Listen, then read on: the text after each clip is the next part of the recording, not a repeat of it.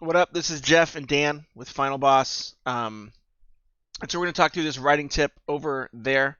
The tip is the more the reader's imagination can be substituted for the detail from the writer, the greater the reader's experience will be.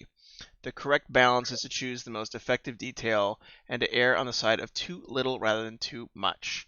Dan, what are your thoughts on this piece of advice? I think that's pretty effective advice. um,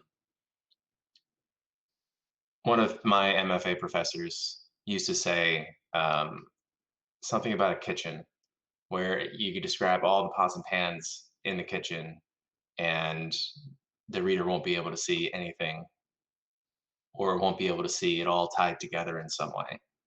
And the turn of phrase that he used was something like, you can't see the kitchen for the pots and pans, or something like that. So definitely having too much detail can be distracting and can be hard in the UX world, user experience world. We we have this term called cognitive load, and that describes like how much brain power has to be functioning to be able to understand a concept. And if the cognitive load is too high, then you're not doing your job right. So when you add a bunch of details into one thing, you're increasing that cognitive load. And if you bring that down a little bit, then um, the reader will be able to focus in on one thing with low cognitive load and then use their imagination to fill in the rest. So I think that's kind of what this quote is saying here.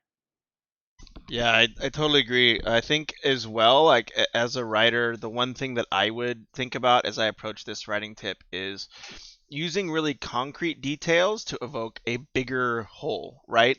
So I think that sort of like, we were saying with the kitchen, you know, you can say, like your character like put his elbow on the dingy on like the dirty stovetop and like wiped off some like stinking gap, goo or whatever, and immediately like you kind of have this grimy kitchen in place where you don't have to describe every single thing.